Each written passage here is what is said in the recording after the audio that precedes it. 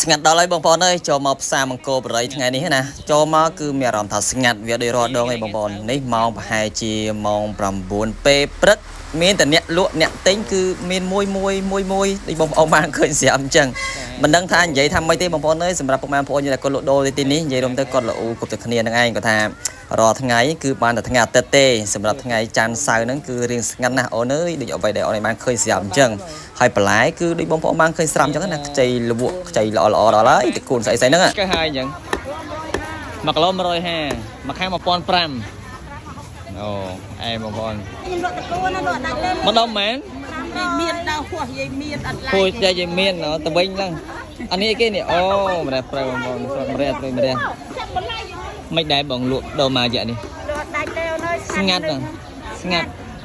បងប្អូនអីសបន្លែក្រោយផ្ទះគាត់ណានេះបែរខ្ញុំមកលក់នេះម្ដុំមែន500រៀលទេមកដុំ500រៀលជាមួយនឹងតកូន500រៀលតំណងហើយរួចថ្លៃជួលតូបដែរបើលេងតូបមិនមែនថោកទេលើកតែប៉ុណ្្នឹងណាកឆែតកធុំថៃក៏ឆែត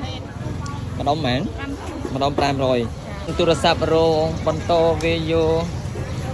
มันខ្វះទេនេះអូมันចេះតិចប្រហែលមុខនេះច្រើនមុខមែនតើប្រហែលមុខអ៊ំមួយក្រែនេះ30ផ្លាយមុខ30ផ្លាយក្រាស់ណាអ៊ំមិនដែរមករយៈនេះលក់ដូរស្ងាត់អ៊ំណាដាច់ចោលដាច់មកដាច់ចោលមិនមែនដាច់បន្លែទេគឺដាច់ខ្យល់ឲ្យស្មាននេះចូលមកឥឡូវម៉ោង8អត់តមានភ្ញៀវទេបាទចាំណាអូនអើយយកដល់ម៉ោង7យកចំលុបពីម៉ោងម៉ានដល់ម៉ោងម៉ានម៉ោង4រហូតមកចេញពីkiaម៉ោង1ជាងអូអ៊ំនៅនេះតែនៅនៅចិត្តយើងនេះទេតែឥឡូវវារៀងស្ងាត់មែនតើសាមកោបរិយយើងសាមកោបរិយបងប្អូនអ៊ំលក់អាមកលបបន្លែនេះប្រហែលឆ្នាំហើយ74តាំងពីបែកនេះមកណអូប៉ុន្តែដល់ឥឡូវសង្ឃឹមថាតិចទៀតនឹងល្អប្រសើរឡើងវិញហើយអ៊ំបាទអរគុណច្រើនអ៊ំនៅទីនេះបងប្អូនបើយើងនិយាយពីបន្លែគឺវាមានច្រើនទម្រង់ច្រើនຂະຫນាតច្រើនសាយតាមបងប្អូនយើងចង់បានគឺមានច្រើនគ្រាន់ថាដូចខ្ញុំបានបញ្ជាក់អញ្ចឹងគឺមិនសូវជាមានបងប្អូនយកក៏ដើរទិញទេមានតែអ្នកលក់និយាយថាអ្នកលក់គឺមានច្រើនមែនតើដល់ពេលខ្ញុំដើរមកដល់ខាងមុខនេះនិយាយមែនតើមានតែខ្ញុំទេដែលឈរនៅមុខដែរអ៊ំគឺសមអត់នៅមុខតូបមានតែខ្ញុំម្នាក់ដែលឈរមុខតូបនេះអ៊ំលក់ដូរបន្លែប្រហែលជា420មុខបងប្អូនអានេះគឺជាសកម្មភាពទាំងស្រុងដែលខ្ញុំបានមកពេលព្រឹកហ្នឹងណាហើយមែនតែនទៅយូរខ្ញុំបានមកម្ដងទេដូច្នេះសម្រាប់ពុកម៉ែបងប្អូនយើងដែលនៅក្នុងតំបន់ហ្នឹងនៅក្នុងស្រុកមង្គលបុរីដែលឧស្សាហ៍ចេញចូលនៅក្នុងផ្សារនេះស្ថានភាពចាត់ស្ដែងបើសិនជាពុកម៉ែបងប្អូនយើងដឹងណាអូខេជួយខមមិនប្រាប់ខ្ញុំម្នាក់មួយផងហើយដូចខ្ញុំបានបញ្ជាក់អញ្ចឹងយូរខ្ញុំបានចូលម្ដងទេឃើញយ៉ាងម៉េចគាត់និយាយបែបហ្នឹងទៅ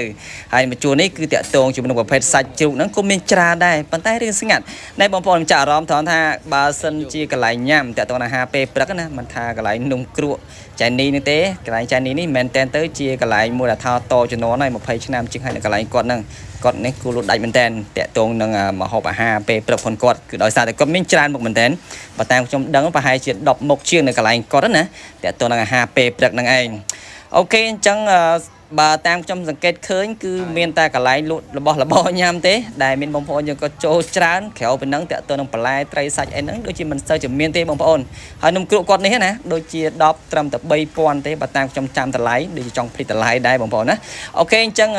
នេះគឺជាសកម្មភាពនៅពេលព្រឹកដែលខ្ញុំបានចូលមកផ្សារមង្គលបុរីឃើញសកម្មភាពបែបហ្នឹងក៏ចង់ចែកម្លែកដល់ពុកម៉ែបងប្អូនយើងទៅ